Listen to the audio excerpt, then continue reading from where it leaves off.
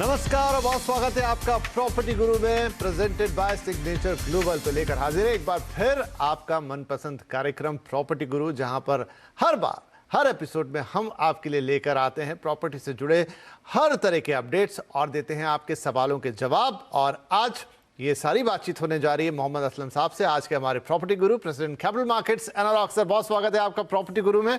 तो सबसे पहले तो हमेशा की तरह एक मार्केट अपडेट आपसे लेंगे। कैसा है बाजार अभी, और अब हम बिल्कुल फेस्टिव सीजन के मुहाने पे खड़े हैं। देखिए, बिल्कुल सही बोला आपने कि फेस्टिव सीजन के मुहाने पे खड़े हैं। और जो जैसे मैंने पिछली बार आपकी जब शो पे आया था तो मैंने कहा था कि एक जून का मंथ हमें देखना पड़ेगा उसके रिजल्ट्स कैसे हैं। तो एज एक्सपेक्टेड क्योंकि काफी चीजें हुई, इन्फ्लेशन के बारे में बहुत बातें हुई, रेट ऑफ इंटरेस्ट बैंक्स ने बढ़ा दिए थे 0.9 बेसिस के हिसाब से, 90 बेसिस पॉइंट उन्होंने बढ़ा दिए। तो उसके चलते हुए थोड़ा सा सेंटिमेंट डाउन हुआ था। लेकिन अगेन जुलाई में काफी अच्छा वापस लोगों का जो फॉल्स है प्रोजेक्ट साइट्स पे बिल्डर्स की पैन इंडिया काफी अच्छा देखने को मिला है। काफी नए नए लॉन्चेस भी हुए हैं और मुझे लगता है तैयारी फेस्टिव सीजन की ही है। काफी डेवलपर्स अपने जो प्रोजेक्ट्स जो उनकी प्लानिंग थी उसको थोड़ा सा प्रीपोन करके उसको वो जल्दी लॉन्च करने की कोशिश कर रहे हैं। क्योंकि अभी जुलाई के महीने में जो एक सेंटिमेंट देखा गया है कि उसमें ऐसा है कि जो रेट ऑफ इंटरेस्ट बढ़े थे उसे भी एब्जॉर्ब कर लिया गया है और अभी रेट इतने भी नहीं बढ़े हैं कि वो लोगों की जो एंथुजियाज्म है या उनकी जो डिसीजन है बाय करने के लिए उसको डैम्पन कर सके। सो आई थिंक अभी एवरेज रेट कुछ 7.75 है, तो उसके चलते हुए भी अभी भी बहुत अट्रैक्टिव रेट है और वो बहुत हेल्प कर रहा है अभी भी डेवलपर्स को। डेवलपर्स ऑन देयर एंड उन्होंने भी जो भी प्राइजेस बढ़े थे उनके कंस्ट्रक्शन कॉस्ट में, स्टील, सीमेंट एंड ऑल, उन्होंने वो कस्टमर्स है वो से भी मैनेज करने की कोशिश कर रहे हैं। तो ओवरऑल दोनों साइड से काफी अच्छी कोशिश है कि एक मार्केट का मूवमेंट बना है वो ना डाई डाउन जाए, और वो काफी हद तक सक्सेसफुल रहे हैं उसमें। जुलाई का महीना अच्छा रहा in terms of launch, site visits या बुकिंग के हिसाब से।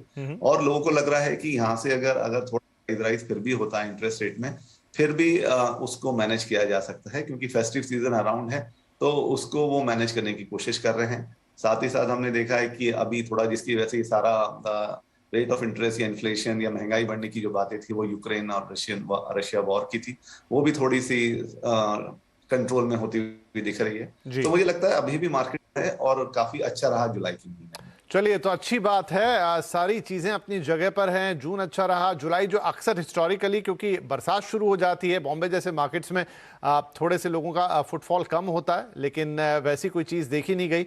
अच्छे लॉन्चेस हो रहे हैं, इंटरेस्ट रेट बढ़े हैं, लेकिन फिर भी अभी वो लोगों की पहुंच से बाहर नहीं निकले हैं और डेवलपर्स ने भी दाम बढ़ाने का ऐसा कुछ खास सिलसिला पकड़ा नहीं। तो कुल मिला के सब कुछ अच्छा दिख रहा है।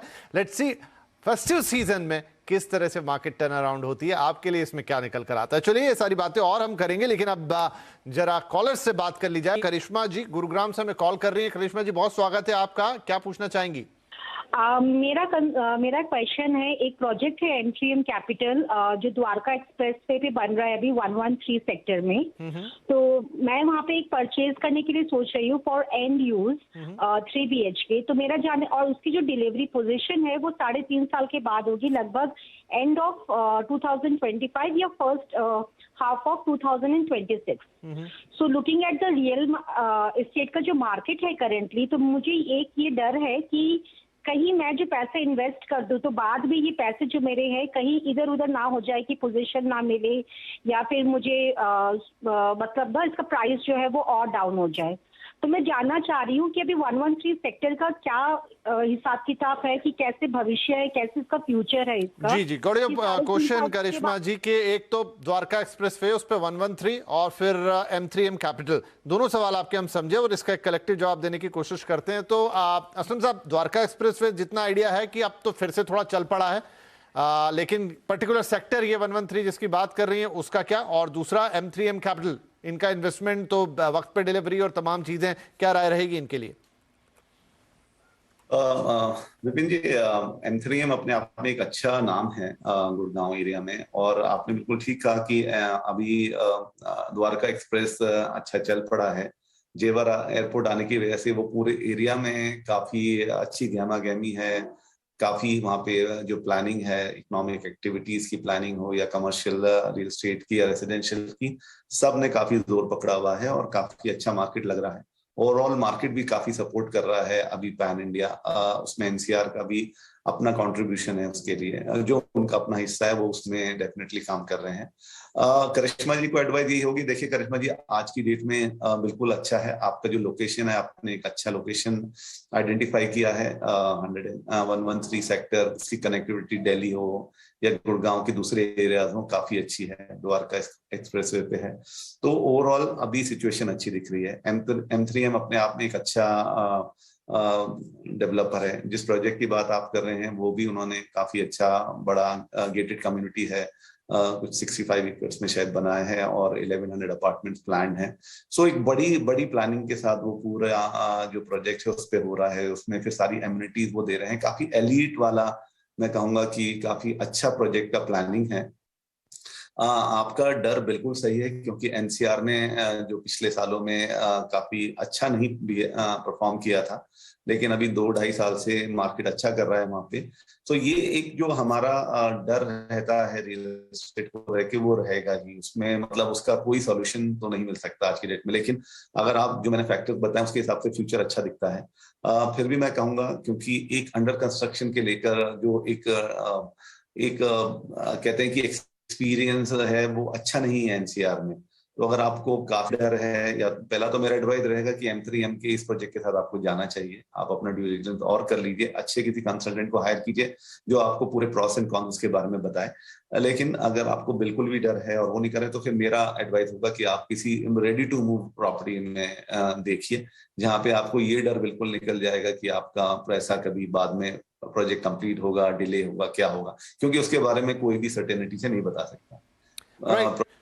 लोकेशन या डेवलपर के हिसाब से मैंने आपको बता दिया डिसीजन, फिर आप जी करिश्मा जी, तो लोकेशन इज गुड, डेवलपर में भी कोई प्रॉब्लम नहीं है, लेकिन सही कह रहे हैं असलम साहब की, जब हम बात करते हैं एनसीआर की तो वहां पर अक्सर हिस्टोरिकली इश्यूज देखे जाते हैं, अच्छे डेवलपर के साथ भी कई बार हो जाते हैं। तो हम आपको यही सलाह देंगे कि इस प्रोजेक्ट के साथ आप जा तो सकते हैं, लेकिन अच्छी तरीके से जो एग्रीमेंट है वो समझ लीजिए, देख लीजिए, उसके बाद ही आगे बढ़िए। और अगर बहुत ज्यादा सेफ रहना चाहते हैं, क्योंकि आपने बताया कि आपका बड़ा कंसर्न है, तो फिर रेडी टू मूव इन कोई प्रोजेक्ट भी देख सकते हैं आप, क्योंकि वहां पर काफी अवेलेबिलिटी है इस समय। एंड द्वारका एक्सप्रेसवे वापस से रिवाइव कर गया है, सेक्टर 113 भी अच्छा करने की ही हम उम्मीद रखते हैं। तो आई होप कि ये सलाह आपके काम आएगी और बहुत शुभकामनाएं अगर आप इस प्रॉपर्टी के लिए आगे जाते हैं। वेलकम बैक, आप देख रहे हैं प्रॉपर्टी गुरु और हम दे रहे हैं आपके सवालों के जवाब। मोहम्मद हसन साहब हमारे साथ बने हुए हैं, आज हमारे प्रॉपर्टी गुरु हैं। तो चलिए अब फटाफट आगे बढ़े। पल्लव कुमार है अब हमारे साथ फोन लाइन पर पटना से। पल्लव जी, बहुत स्वागत है आपका, क्या पूछेंगे आप? जी नमस्ते सर। नमस्ते हसन सर, धन्यवाद आपका मुझे इनवाइट करने के लिए सर। बताइए। तो सर मेरा क्वेरी ये है कि सर मैंने एक फ्लैट लिया है NH24 गाजियाबाद में, स्कार्डी ग्रीन फेज 2 में। उसकी जो बेस प्राइस मुझे पड़ी है 60.5 एक्सक्लूडिंग GST एंड रजिस्ट्रेशन, उसको लेके वो 69 लाख चली जाती है, 9th फ्लोर पे है सर। तो सर ये प्रॉपर्टी मुझे लेना कैसा है, मतलब सही है, गलत है, या इन फ्यूचर कैसा रेट अप्रिसिएशन? एक बार फिर से आप मुझे बताएंगे डेवलपर का नाम? स्कार्डी ग्रीन फेज 2। स्कार्डी ग्रीन फेज 2। हाँ, थोड़ा सा आपने अपने भेजे हुए सवाल से अलग आगे बढ़ के सवाल पूछा है, पर देखते हैं असलम साहब के पास इसके बारे में कोई जानकारी है क्या, ये कैसा रहेगा। असलम सर, कोई कमेंट इस प्रोजेक्ट पर?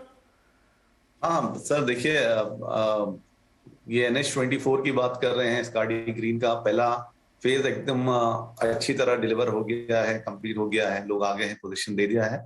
और सेकंड फेज के बारे में भी मेरा व्यू नेगेटिव तो नहीं है, क्योंकि NH24 पे मैं ज्यादा पॉजिटिव हूँ एक्चुअली, क्योंकि NH24 की अभी जिस तरह से वो उसका जो ब्रॉडन हुआ है और जो उसकी कनेक्टिविटी दिल्ली, मेरठ, गाजियाबाद के दूसरे इलाकों से है, वो काफी अच्छी है। और उस पूरे रोड पे काफी जो इकोनॉमिक एक्टिविटीज हैं वो काफी अच्छी रहेंगी।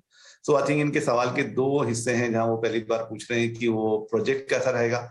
तो उसके लिए मेरा जवाब ये है कि पहला फेज हो चुका है, दूसरा फेज में आप देख रहे हैं, तो मुझे लगता है आपके सामने एक एग्जाम्पल है, उसके बेसिस पे आप अपना डिसीजन ले सकते हैं। हम लोग उसमें एडवाइस डेवलपर्स के जो करंट स्टेटस है उसी हिसाब से दे सकते हैं। बाकी मैं हर बार बोल रहा हूँ, दोबारा रिपीटेशन हो रहा है, लेकिन आपको बोलूंगा कि एक अच्छे कंसल्टेंट को लेके आप अपना ड्यू डिलिजेंस करके डिसीजन ले उस पे। बाकी ओवरऑल एरिया के लिए मैं पॉजिटिव हूँ, क्योंकि ओवरऑल एरिया काफी फ्यूचर में उसके प्रोस्पेक्ट काफी स्ट्रांग लगते हैं, क्योंकि ये पूरा एरिया जो मेरठ, गाजियाबाद, दिल्ली, ये पूरा जो कॉरिडोर है, इस पे काफी एक्टिविटीज प्लान्ड है, और जो इंफ्रास्ट्रक्चर उस पे आ रहा है उसके चलते भी पूरे एरिया में फ्यूचर काफी अच्छा है। तो आपकी जो एप्रिसिएशन के एप्रीहेंशन हैं या रेंटल इनकम के एप्रिसिएशन है, वो उसके लिए आप श्योर रहिए, वो आपको अच्छी मिलेंगी इसमें। राइट, तो पल्लव जी, यहाँ तो सारे बॉक्सेस में ग्रीन टिक है, तो मैं दोबारा उनको नहीं बोलूँ, असलम जी ने डिटेल में आपको समझा दिया है, आप आगे बढ़ सकते हैं। इनफैक्ट आपने ले लिया है तो सभी चीज़ें उसके लिए अच्छी हैं और आपको बहुत शुभकामनाएं आगे के लिए। आओ हम फटाफट अगला सवाल ले लेते हैं। सौरभ शर्मा साहब का है, फोन लाइन पर है। सौरभ जी, क्या सवाल होगा आपका? हाँ सौरभ, आप सुन पा रहे हैं हमें? राइट, फिलहाल शायद सौरभ लाइन पर नहीं है। चलिए उनका सवाल देख लेते हैं। तो गोदरेज नेस्ट का एक प्रोजेक्ट इन्होंने देखा है सेक्टर 150 नोएडा में, 1550 स्क्वायर फीट, 1,15,15,00,000 रुपए का। तो आप ये पूछना चाहते हैं कि प्रोजेक्ट का भविष्य क्या होगा? सेक्टर 79 में रजिस्ट्री में दिक्कत के कारण सेक्टर 150 में पोजीशन मिलने में दिक्कत तो नहीं आएगी? क्या मैं आगे बढ़ सकता हूं? इसके अलावा दिल्ली, नोएडा, गुड़गांव, गाजियाबाद, इंदिरापुरम क्षेत्र के लिए और भी कोई सुझाव हो तो बताएं। तो सर, ये वही टिपिकल एक एनसीआर वाला क्वेश्चन है जहां पर ग्राहक के मन में काफी कंसर्न रहते हैं, थोड़ा भयभीत रहता है अंदर से। क्या सलाह होगी इनके लिए? उनका कहना सही है, वो सेक्टर 79 में थोड़ा सा लोगों को, हमने सुना था, कोई परेशानियां हुई थी, लेकिन आई थिंक इन्होंने जो डिसीजन लिया है गोदरेज के साथ जाने के लिए, तो एक अच्छा डिसीजन है सेक्टर 150 का, नोएडा का। मुझे लगता है कि गोदरेज में डिसाइड करने के बाद ही उनका काफी चीजें, तो 90% इशू रिजॉल्व हो ही जाते हैं, क्योंकि being a corporate company, listed entity है, गोदरेज का अपना एक ब्रांड है, तो उसके चलते हुए उन्होंने ये सब जो इनकी परेशानियां हैं जो रजिस्ट्रेशन वगैरह के, उसके लिए तो आप श्योर रहिए, वैसी प्रॉब्लम वहां नहीं आएंगी। और अपने आप में प्रोजेक्ट में भी काफी दम है, हमने जितना सुना है, जितना हमने देखा है, तो गोदरेज एक अच्छी डिलीवरी करते हैं, टाइमली डिलीवरी करते हैं, और उनके प्रोजेक्ट्स में हमेशा ग्राहक को जो एप्रिसिएशन है वो मिलता है। और अगर आप रेंटल भी देते हैं तो आपको उसमें रेंटल में भी अच्छा, दूसरों के कंपैरिजन में अच्छा आता है। फिर भी मैं कहूंगा, अगर आपको अभी भी थोड़े डाउट हैं, जैसे आपने पूछा कि और कोई प्रोजेक्ट्स आपको बताएं, तो आपने जैसे सेक्टर 150 डिसाइड किया हुआ, तो उसी के लिए मैं बता सकता हूँ, एक तो ATS पायस एक अच्छा प्रोजेक्ट है, पूर्वांचल रॉयल सिटी आप देख सकते हैं, या फिर लास्ट में एल्डेको का ग्रीन्स देख सकते हैं। आई थिंक ये कुछ प्रोजेक्ट हैं जो अच्छे हैं उस एरिया में। अदरवाइज गोदरेज के साथ अगर आपका मन बना है तो मुझे उसमें कोई दिक्कत नहीं है, आप उसमें कंटिन्यू कर सकते हैं।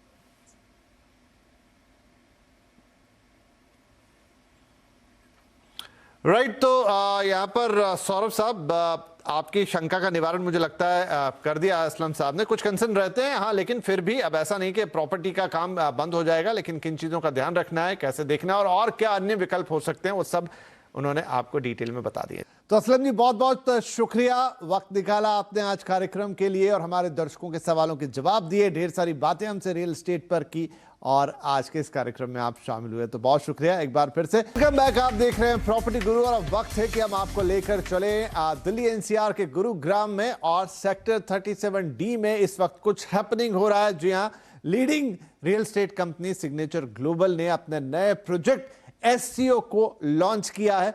तो लॉन्च की कुछ झलक देखते हैं और देखते हैं, एक नजर डालते हैं कि कैसा बन के आएगा सिग्नेचर ग्लोबल का ये प्रोजेक्ट।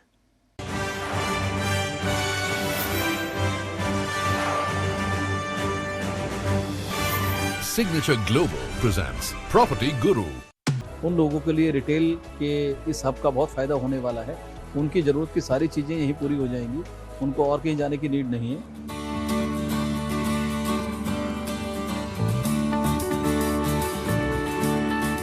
जैसे आपको पता है, सिग्नेचर ग्लोबल एक affordable and mid income housing focused company है और हमने आज इसके अंदर एक नया सेगमेंट ऐड किया है, जिसके अंदर सिग्नेचर ग्लोबल SCO का एक सेगमेंट है, शॉप कम ऑफिस कॉम्प्लेक्स का सेगमेंट है, वो हमने ऐड किया है। इससे पहले सोना सेक्टर 36 में भी हम SCO लेके आए हैं, उसका भी रिस्पॉन्स बहुत ही ज़बरदस्त मिला है और वो ऑलमोस्ट प्रोजेक्ट आज सोल्ड आउट है। हमने उसी सीरीज़ के अंदर signature global sector 37D SCO हम लेके आए हैं। मुझे ये लगता है ये बहुत ही बढ़िया प्रोजेक्ट है, जिसके अंदर 65 स्क्वायर यार्ड से लेकर 86 स्क्वायर यार्ड तक के प्लॉट्स हैं, शॉप कम ऑफिस कॉम्प्लेक्स है।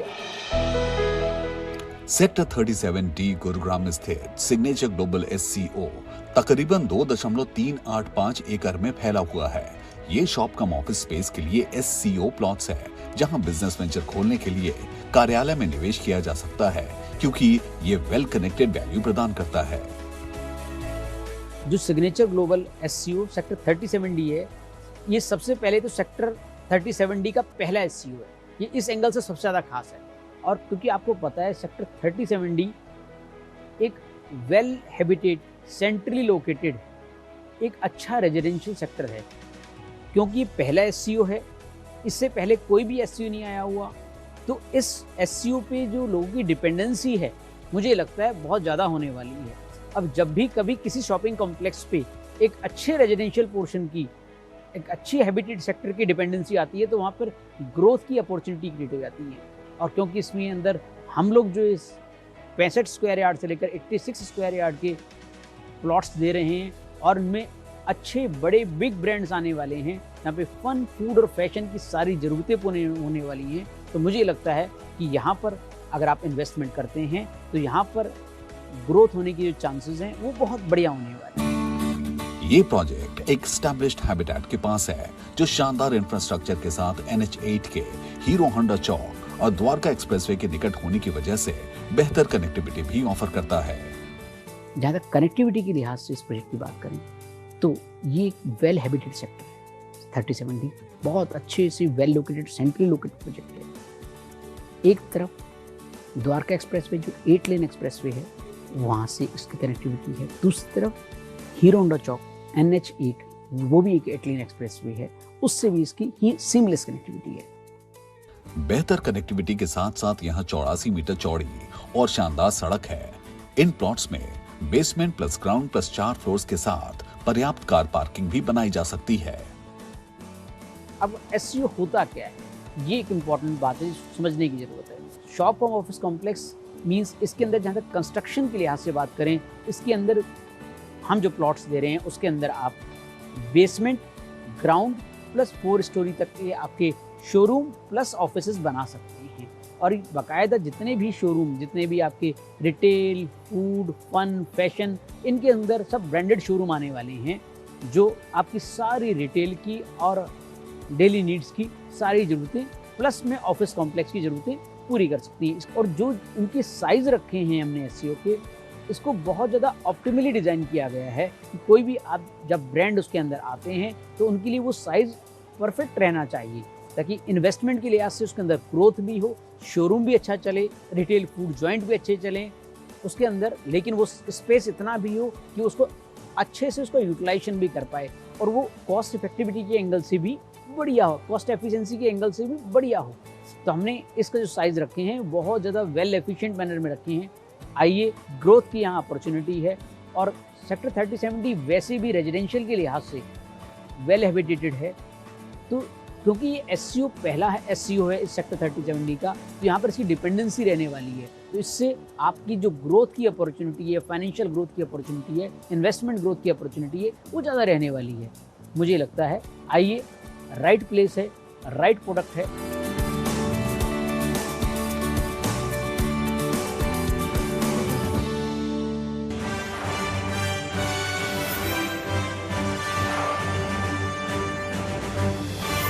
Signature Global presents Property Guru.